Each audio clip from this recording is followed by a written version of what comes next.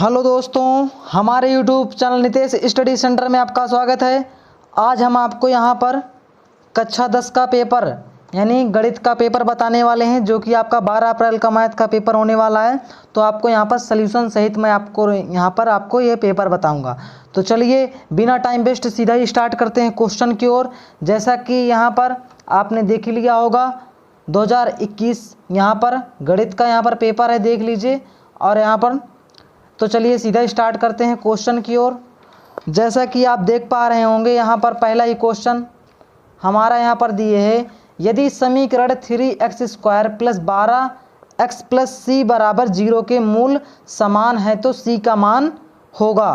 तो ठीक, तो सर तो यहाँ पर चलिए हम यहाँ पर सीधा इसको हल करते हैं। जैसा कि अगर यहाँ पर हमारा समीकरण क्या दिए है, 3x² + 12x + c बराबर 0। ओके, यहाँ पर हम ax² + bx + c बराबर 0 से तुलना करेंगे। तो यहाँ पर a बराबर हमारा 3 आएगा, b बराबर हमारा 12 आएगा, c बराबर यहाँ पर हमारा c आएगा। ओके, तो यहाँ पर हम सबसे पहले क्या करेंगे, यहाँ पर हमारा मूल बराबर होने पर हमारा प्रतिबंध होता है यहाँ पर b² माइनस क्या फ्रेंड्स, b² - 4ac बराबर 0। ओके, और यहाँ पर हमारा b का मान क्या है, b का मान 12 है, तो यानी 12 का वर्ग 144। ओके, -4ac 4 गुणे a का मान हमारा क्या है 3, c का मान हमारा c है। ओके, बराबर 0। ये हमारा मूल बराबर होने पर प्रतिबंध होता है। ठीक, इसके बाद यहाँ पर 144 माइनस 4 3 12c बराबर 0। अब यहाँ पर हम क्या फ्रेंड्स 144 को इस साइड हम ले जाएंगे तो 12c बराबर -12c बराबर यहाँ पर 144 माइनस का 144। ओके, माइनस से माइनस कैंसिल, 12 से ये कैंसिल, तो c बराबर 12। यहाँ पर फ्रेंड्स हमारा c बराबर कितना 12 आया था। ओके, यहाँ पर आप देखते हैं ऑप्शन नंबर हमारा तीसरा सही है 12। ओके, अब यहाँ पर अगले क्वेश्चन की ओर चलते हैं। जैसा कि हमारा अगला क्वेश्चन दिए है, ABC में यदि AB बराबर 5 सेंटीमीटर, अब BC बराबर 12 सेंटीमीटर तथा AC बराबर 13 सेंटीमीटर, तो यानी कोण B का मान हमारा क्या होगा। ओके, तो चलिए सीधा इसके यहाँ पर हल पर चलते हैं। मैं आपका इसका हल बता रहा हूँ तुरंत ही। तो यहाँ पर जैसा कि ये फ्रेंड्स हमारा क्वेश्चन हो गया, इसके बाद यहाँ पर फ्रेंड्स सीधा ही चलते हैं। AB बराबर क्या फ्रेंड्स, AB बराबर 5 सेंटीमीटर है, यानी AB बराबर 5 सेंटीमीटर। ओके, BC बराबर 12 सेंटीमीटर और AC बराबर क्या फ्रेंड्स, AC बराबर 13 सेंटीमीटर। ओके, अब यहाँ पर मैं आपको बता दूँ सबसे बड़ी संख्या यानी हमारी कर्ण होती है। अगर देखा जाए तो त्रिभुज की सबसे बड़ी हमारी जो रेखा होती है कर्ण होती है। तो हमारा सबसे बड़ी संख्या यहाँ पर क्या है 13। ओके, 13 हम 13 का वर्ग करेंगे कितना आएगा क्या फ्रेंड्स, 13 का वर्ग करेंगे तो 169 आएगा। ओके, और अगर देखा जाए तो AB बराबर 5 सेंटीमीटर, यानी AB हमारा 5 का वर्ग करते हैं तो 25 आता है, एंड प्लस 12 का वर्ग करते हैं तो यहाँ पर क्या फ्रेंड्स हमारा आएगा 144 आएगा। तो और 144 और प्लस 25 169 हो जाता है। इसका मतलब हमारा कर्ण का वर्ग बराबर लंब का वर्ग प्लस आधार का वर्ग, ये हमारा पाइथागोरस थ्योरम। और हमारा पाइथागोरस थ्योरम में हमारा कोण किसका होता है 90 अंश का होता है। ओके, यहाँ पर स्ट्रक्चर आपको बता दूँ, बी हमको ज्ञात करना है यानी ABC। ओके, ABC, तो ये हमारा कोण हो गया। बी हमको कह रहा था ज्ञात करने के लिए, AB का मान हमको 5 दिए था। ओके, BC का मान हमको 12 दिए था और AB का मान यहाँ पर हमारा AC का मान 13 सेंटीमीटर। ओके, ये फ्रेंड्स हमारा क्वेश्चन था।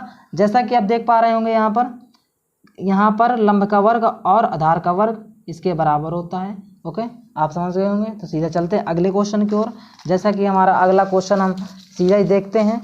जैसा कि हमको अगला क्वेश्चन दिए है हमारा sin 2a बराबर 2 sin a, हमको तो a का मान हमको ज्ञात करना है। ओके, तो यहाँ पर सीधे हम चलते हैं यहाँ पर आंसर की ओर। तो यहाँ पर जैसा कि आप देख पा रहे होंगे यहाँ पर sin 2a क्या फ्रेंड्स, sin साइन 2a बराबर 2 साइन ए। ओके, तो साइन 2a का एक फार्मूला होता है 2 sign A into cos A. Okay, into cos A बराबर 2 साइन ए। ओके, 2 साइन ए से 2 साइन कट गया तो कॉस ए बराबर कितना आ गया फ्रेंड्स 1। ओके, अब कॉस ए के पदों में 1 का मान किसका होता है, कॉस ए के पदों में, तो यहाँ पर कॉस ए के पदों में हमारा 1 होता है कॉस कितना, यहाँ पर फ्रेंड्स हमारा होता है कॉस 0 का मान। ओके, तो कॉस यहाँ पर कॉस की कॉस से तुलना हो गई और ए बराबर हमारे 0 आ गया। ओके, यहाँ पर हमारा ए का मान 0 यानी पहला आंसर हमारा सही। ओके, इसका सीधा चलते हैं अगले क्वेश्चन की ओर। यहाँ पर हमारा अगला क्वेश्चन दिए 2 से 12 तक की विषम संख्याओं का क्या फ्रेंड्स, विषम संख्याओं का समांतर माध्य है। ओके, यहाँ पर 2 से 12 तक की संख्याओं में हमको विषम संख्या लेनी है उसमें और हमको समांतर माध्य ज्ञात करना है। ओके, यहाँ पर देखा जाए तो घ नंबर है ये, यहाँ पर 2 से 12 तक में यानी हमारा 3 हो गई प्लस और क्या हो गई 12, यानी 3 और 5 प्लस 7 प्लस 9 प्लस 11। ओके, ये हमारी विषम संख्या हो गई 12 तक। इसके बाद इनका ये हमारा सूत्र होता है माध्य बराबर हमारा जो कुल पद होते हैं उनका योग एंड कुल पदों की संख्या। तो हमारे पास कुल पदों की संख्या कितनी 1 2 3 4 5 है। ओके, और यहाँ पर हमारा कितना आ गए 35/5। ओके, इनको जोड़ लेंगे 35/35 आएगा तो यहाँ पर 5 7 35 7 ये आंसर होगा आपका 7। कौन सा आंसर सही है, चौथा नंबर सही। ओके, अब यहाँ पर अगले क्वेश्चन की ओर चलते हैं। जैसा कि सभी वर्ग होते हैं। ओके, यहाँ पर फ्रेंड्स जैसा कि 4 नंबर दिए एक्स अक्ष पर स्थित बिंदुओं 2,5 तथा -2,9 से समदूरस्थ बिंदु का निर्देशांक होगा। ओके, यहाँ पर अगर देखा जाए तो मैं यहाँ पर आपको बता दूँ, जैसा कि मैं स्ट्रक्चर बना दूंगा आप इसको हल कर लीजिएगा और आपको बता दूंगा। ओके, यहाँ पर जैसा कि हमको दिया था क्वेश्चन में, ये हमारी एक रेखा हो गई। ओके, सबसे पहले ओके एक्स अक्ष पर यानी जिस अक्ष पर कहे उसका, यानी जैसे एक्स अक्ष पर कह रहा है तो y बराबर 0, अगर y अक्ष पर कह रहा है तो x बराबर 0। ओके, तो यहाँ पर x, 0 यानी y, हमने y बराबर 0 कर दिया और हमको निर्देशांक दिए थे इसका 2, -5। ओके, और इसके दिए थे कितने -2, -2,9। ओके, अब फ्रेंड्स मैं आपको यहाँ पर बता दूँ, आपको समदूरस्थ कह रहा था यानी ओके, यानी समान दूरी पर। ओके, अगर देखा जाए तो सबसे पहले आप इनके बीच की दूरी निकाल लीजिए 2, आपका सूत्र होता है d बराबर √x2 माइनस क्या होता है फ्रेंड्स, आपको पता होगा x2 - x1 का whole of square plus y2 - y1 का होल ऑफ स्क्वायर। ओके, ये हमारा सूत्र होता है। इसके बाद इसके बीच की दूरी निकालना है और इनके बीच की दूरी निकालना है। इसके बाद इन दोनों को बराबर कर देना है, या कि आप बराबर यानी साथ में ले चल सकते हैं बराबर करके। इसके बाद आप इसको हल कर लीजिएगा तो यहाँ पर आपका यहाँ पर आपको यहाँ पर निर्देशांक आपको मिल जाएंगे। ओके, यहाँ पर आपको x का मान मिलेगा यानी 0, आपको ये तो निश्चित है 0 लास्ट में, तो यानी तीसरा दूसरे में से कोई होगा, तो आप इसको चेक कर लीजिएगा। आप इसमें आंसर कमेंट करके हमको बताइएगा। तो सीधे चलते हैं यहाँ पर अगले क्वेश्चन की ओर। यहाँ पर अगला क्वेश्चन जैसा कि आप देख पा रहे होंगे, ये इंग्लिश से है। दूसरा क्वेश्चन, समीकरण x - 1/x को हल कीजिए। ओके, इसका मान निकालना है। तो यहाँ पर मैं पहले इसको मिटा देता हूँ, इसके बाद सीधा क्वेश्चन लिखता हूँ। कहाँ दूसरे का नंबर। ओके फ्रेंड्स, जैसा कि दूसरे का है x - 1/x बराबर 0। तो यहाँ पर मैं आपको बता दूँ, इसका लासा लेंगे तो x, यानी यहाँ पर 1 लेंगे तो 1 का भाग 1 का भाग x में देंगे तो यहाँ पर कितना आएगा x आएगा। ओके, यहाँ पर x आएगा अगर, तो यहाँ पर इसका x का गुणा इससे करेंगे तो x²। ओके, माइनस यहाँ पर 1 आ जाएगा बराबर 0। क्रॉस मल्टीप्लिकेशन इसका करेंगे, यहाँ पर क्रॉस मल्टीप्लिकेशन करने पर इसका 0 हो जाएगा तो x² - 1 बराबर 0। ओके, और यहाँ पर देखा जाए तो यहाँ पर x² माइनस का है तो यहाँ पर जाएगा तो प्लस का हो जाएगा तो 1 हो जाएगा। सॉरी, यहाँ पर बराबर नहीं लगाएंगे, सॉरी मुझे बार बार डिस्टर्ब करना। x बराबर ±√1। अब 1 का रूट क्या होता है, क्या फ्रेंड्स होता है ± का 1। ओके, यही आपका आंसर हो गया। ठीक, अब सीधा यहाँ पर हम चलते हैं अगले क्वेश्चन की ओर। जैसा कि यहाँ पर अगला क्वेश्चन है हमको दिए है tan tan 26 बटे cot 64 का मान, 64 का मान ज्ञात कीजिए। ओके, तो यहाँ पर सबसे पहले जैसा कि हमको यहाँ पर क्वेश्चन क्या दिए फ्रेंड्स, tan 26, ओके, tan 26 अंश बटे cot 64, ओके, इसका हमको मान ज्ञात करना। सो सबसे पहले आपको फार्मूले ये इसका आपको मतलब फार्मूला याद होना चाहिए। तो यहाँ पर आपको बता दूँ, आप ऐसा यहाँ पर कुछ करें, आप चाहे नीचे का बदलें चाहे ऊपर का बदलें, मैं ऊपर का बदल रहा हूँ। यहाँ पर आप tan 26 को कुछ इस प्रकार लिख सकते हैं क्या, 90 माइनस 64 लिख सकते हैं। 90 में 64 घटाइए, 26 ही बचेगा, tan 26, ओके। और इसके बाद cot 64 ये ज्यों करते हो, ओके। इसके बाद tan 90 माइनस थीटा, यहाँ मतलब tan 90 माइनस थीटा होता है cot थीटा, ये आपका सूत्र होता है, चतुर्थांश से निकलता है। तो यहाँ पर tan 90 minus theta cot theta, और cot हो गया थीटा का मान 64, यहाँ पर सॉरी 64 और cot 64, ओके। और 64 cot 64 से cot यहाँ पर 64 कट गया तो हमारा 1 आ गया, ओके। ये हमारा 1 आ गया, ओके। ये क्वेश्चन भी हल होता हुआ। इसके बाद अगला यहाँ पर क्वेश्चन यहाँ पर हम हल करेंगे। जैसा कि आप देख पा रहे होंगे, दो समरूप त्रिभुजों की भुजाएं 4:9 के अनुपात में हैं। क्या फ्रेंड्स, अनुपात में हैं। इन त्रिभुजों के क्षेत्रफलों का अनुपात ज्ञात कीजिए। ओके, यहाँ पर सबसे पहले एक यहाँ पर हमारी एक प्रमेय है 6वें चैप्टर में, ओके। तो मैं यहाँ पर आपको बता दूँ, उसमें जो है यहाँ पर दो त्रिभुज यानी क्षेत्रफल होते हैं, उनका अनुपात यानी उसके वर्ग यहाँ पर होता है। तो जैसा कि यहाँ पर इसका तो आंसर मैं आपको यहाँ पर, जैसा कि यहाँ पर जैसे एक त्रिभुज ABC, सॉरी एरिया त्रिभुज ABC एंड एरिया ऑफ त्रिभुज कुछ मान सकते हैं BCD जो भी, ओके। यहाँ पर मैं आपको यहाँ पर बता दूँ, जैसे ABC का जैसे आप देखा जाए तो 4, ओके, और इसका 9, इसका वर्ग, ओके। तो 4 का वर्ग क्या होता है 16, 9 का वर्ग, 9 का वर्ग फ्रेंड्स है 9×9 = 81, ओके। ये आपका आंसर हो गया, ओके। अब सीधा चलते हैं अगले क्वेश्चन को। जैसे कि अगला क्वेश्चन हमको दिए 10 व्यक्तियों के भार का समांतर माध्य 45.6 किलोग्राम है, उनके भारों का योगफल ज्ञात कीजिए।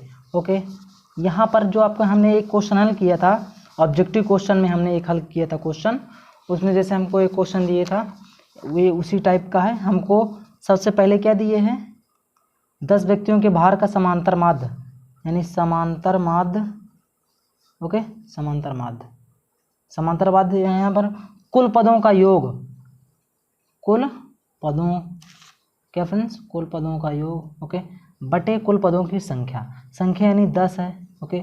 समांतर माध्य कितना है हमारा 45.6 बराबर कुल पदों हमको निकालना है, ओके, यानी हमको क्या फ्रेंड्स कुल पदों को निकालना है बटे 10, ओके। इसका क्रॉस मल्टीप्लिकेशन यानी कुल पदों बराबर कुल पदों बराबर यहाँ पर इसका गुणा हो जाएगा, ओके। 45.6 गुणे 10, ओके।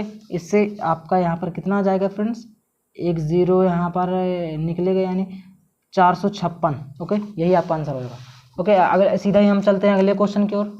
जैसा कि हमारा अगला क्वेश्चन दिया हमको तीसरे का, समीकरण x² - 7x + 12 = 0 के मूलों के व्युत्क्रम का योगफल ज्ञात कीजिए, ओके। यहाँ पर ये हमको क्वेश्चन दिए हैं, तो सीधा ये क्वेश्चन हम करते हैं। जैसा कि हमको यहाँ पर ये क्वेश्चन दिए था x² - 7x + 12 = 0, ओके। 12 बराबर क्या फ्रेंड्स, 12 बराबर 0।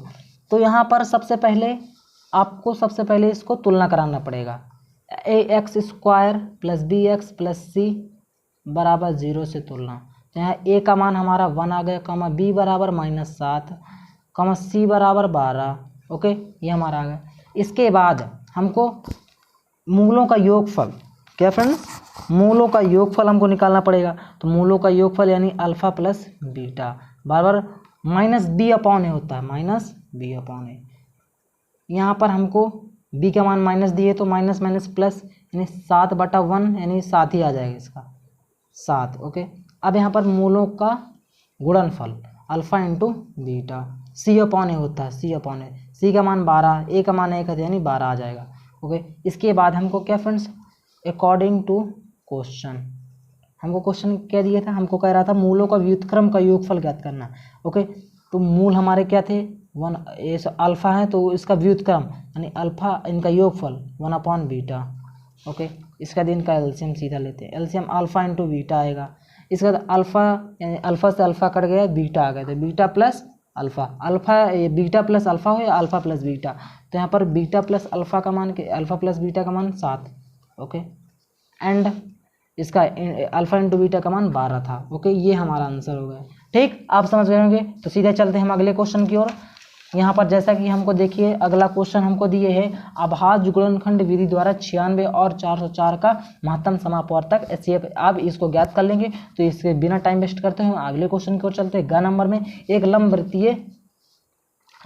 लंबवृत्तीय शंकु के आधार का व्यास 21 सेंटीमीटर 21 तथा उसकी तर्रक ऊंचाई 13.5 सेंटीमीटर है। इसका संपूर्ण पृष्ठ। ओके, तो यहाँ पर जैसा कि संपूर्ण पृष्ठ हमको निकालना है, तो मैं इसको जल्दी से रफ करता हूँ। क्या फ्रेंड्स हमको दिए जैसा कि हमको क्वेश्चन दिए है कि एक शंकु का व्यास दिए यानी डी बराबर कितना दिए है, 21 सेंटीमीटर। ओके, तो हमको त्रिज्या यानी आर बराबर 21/2 हो जाएगी। ओके, इसके बाद ऊंचाई, तर्रक ऊंचाई यानी एल बराबर हमको दी है 13.5 सेंटीमीटर। ओके, इसका संपूर्ण पृष्ठ क्या होता है, मैं आपको यहाँ पर बता दूँ। संपूर्ण पृष्ठ यहाँ पर शंकु का संपूर्ण पृष्ठ होता है 2 पाई आर नहीं होता, पाई आर कोष्टक में एल प्लस आर, ये होता है। ओके, थोड़ा अच्छे से इसको बना दूँ मैं, पाई आर एल प्लस आर। पाई का मान 22/7 रख लेता हूँ मैं, एंड आर का मान 21/2 आपको पता ही है, एंड एल का मान क्या फ्रेंड्स हमारे पास, एल का मान हमको 13.5 प्लस और आर का मान 21/2।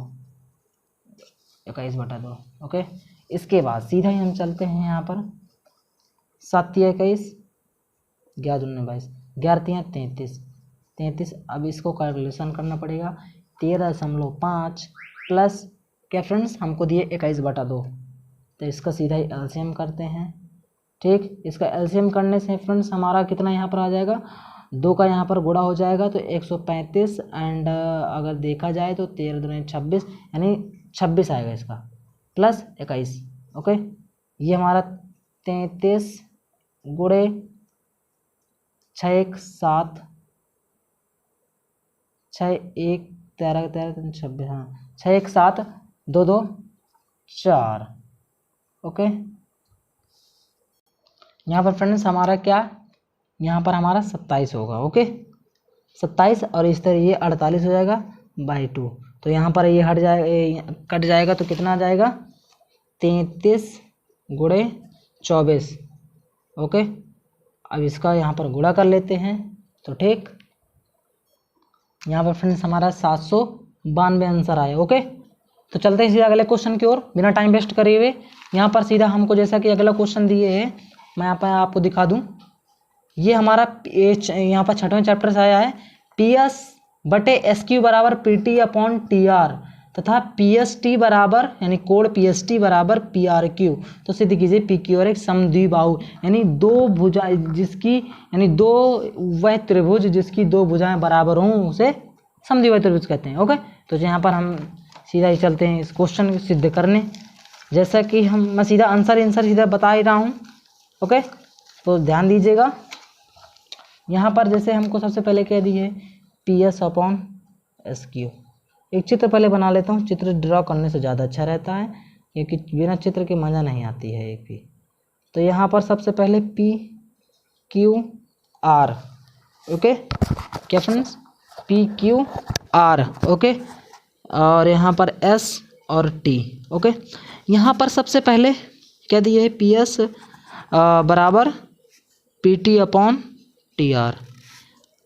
ये अगर PS इस तरह अगर ये कंडीशन दी है तो इसका मतलब ये PS/SQ PT/TR, तो यानी हमारे ये वाली जो भुजा है इसके समांतर होगी। ओके, ST/QR अगर समांतर है तो इसका कोण संगत कोण इसके बराबर हो जाएंगे। और हमको समद्विबाहु यानी हमको सिद्ध करना है, अगर यहाँ पर ये हमारा रूल होता है, अगर यहाँ पर कोण बराबर हैं, अगर दोनों कोण बराबर हैं, क्योंकि ये इसके बराबर था फ्रेंड्स, ये इसके बराबर था और ये इसके बराबर है, इसलिए यहाँ पे ये इसके बराबर हो जाएगा। इसी तरह ठीक। और इसके बाद अगर हम देखें तो अगर किसी त्रिभुज में दो कोण उनके आमने सामने वाली भुजाएं मतलब दो कोण बराबर हैं, यानी तो उनकी भुजाएं बराबर हो जाएंगी, तो इसलिए समद्विबाहु त्रिभुज होगा। ओके, आप समझ गए होंगे। तो सीधा ही चलते हैं अगले क्वेश्चन की ओर। जैसा कि यहाँ पर हमको अगला क्वेश्चन मैं आपको अभी दिखा रहा हूँ। अगला क्वेश्चन यहाँ पर हमको दिया, जैसा कि यदि cos a बराबर √3/2 हो तो sin 2a का मान ज्ञात कीजिए। ओके फ्रेंड्स, sin 2a का मान ज्ञात कीजिए। ओके, जैसा कि यहाँ पर सबसे पहले मैं इसको मिटा देता हूँ। हमको क्या दिए, cos बराबर √3/2 और हमको यहाँ पर cos के पदों में ये किसका मान होता है, cos a बराबर, यहाँ पर अगर देखा जाए तो cos यहाँ पर cos 30 का मान होता है। cos से cos की तुलना, तो a बराबर 30 आ गया। और हमको निकालना था क्या फ्रेंड्स, sin 2a। ओके, तो sin 2 इंटू a का मान 30, तो sin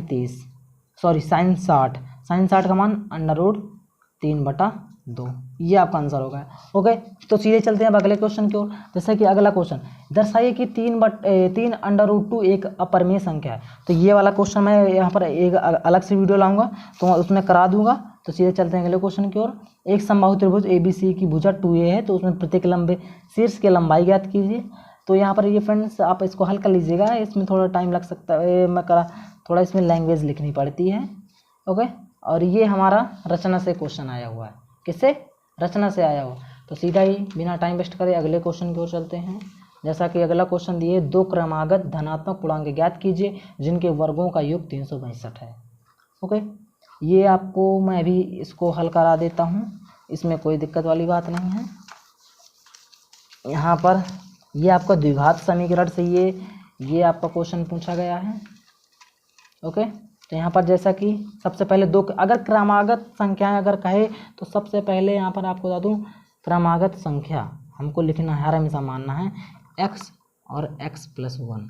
ओके, इसके बाद हमको कह रहा था पूर्णांक ज्ञात करना है जिनके वर्गों का योग, यानी इसका वर्ग x² प्लस इसका x+1 का वर्गों का योग 365 के बराबर है। ओके, यानी x² प्लस x² + 1 + 2ab यानी 2x बराबर 365। ओके, 2x² प्लस यहाँ पर हो जाएगा कितना, यहाँ पर 2x है हमारा, एंड यहाँ पर -364 होगा।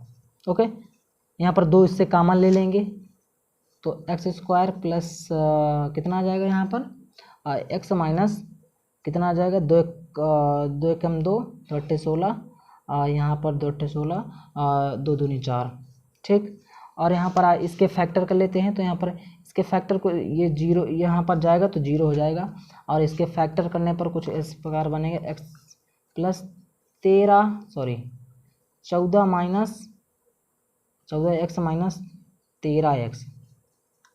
-182 बराबर 0।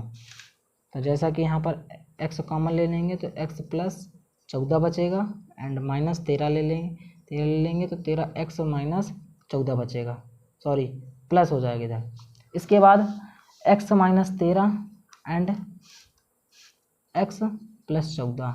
ओके, यहाँ पर इसके 0 के बराबर कर देंगे तो x - 13 बराबर 0, तो x बराबर कितना आ गया, 13। ओके, आप समझ गए होंगे, ये हमारा आंसर हो गया। और यहाँ पर x का मान इसमें रखेंगे तो 13 आएगा, और x+1 यानी 13 × 1 = 14, ये हमारा आंसर हो गया। ओके, तो यहाँ पर अगले क्वेश्चन की ओर सीधा ही बढ़ते हैं बिना देर किए हुए, यहाँ पर अगले क्वेश्चन की ओर। जैसा कि अगला क्वेश्चन हमको दिए हैं, उस बिंदु के निर्देशांक ज्ञात कीजिए जो बिंदुओं -1,7 और 4,-3 को मिलाने वाले रेखाखंड को 2:3 के मतलब अनुपात में विभाजित करता है। ओके, अगर इसको देखा जाए तो इसमें निर्देशांक ज्ञात करना है, यानी हमको उस बिंदु जिसमें अनुपात भी दिए हैं, यानी m1 हमको अनुपात में दिए हैं। इसके बाद हमको निर्देशांक ज्ञात करना है। ठीक। तो यहाँ पर सबसे पहले मैं यहाँ पर आपको बता दूँ, यहाँ फ्रेंड्स जैसे हमको निर्देशांक ज्ञात करना है तो निर्देशांक बराबर हमको एक सूत्र यहाँ पर लगाएंगे और आपका आंसर आएगा। ओके, तो सबसे पहले हमारा सूत्र होता है m1 इंटू क्या friends, m1 into x2 plus m2 x1 बटे m1 प्लस m2।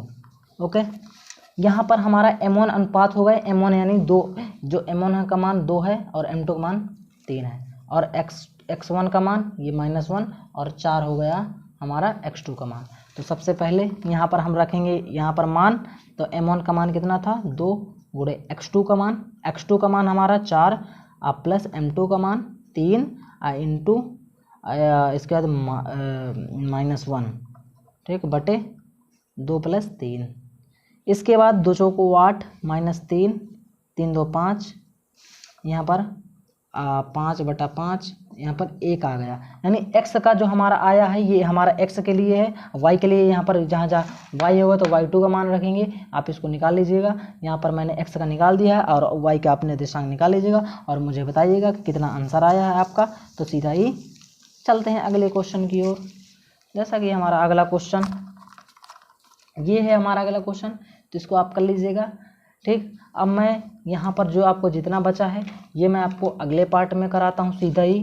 तो यहाँ पर ठीक, ओके, अगर ये पार्ट 1 था, अगला पार्ट में मैं कराऊँगा। तो चलिए सीधा ही, ठीक है, अब मिलते हैं अगले पार्ट में, ये यहाँ पर सल्यूशन के साथ। Okay, thank you.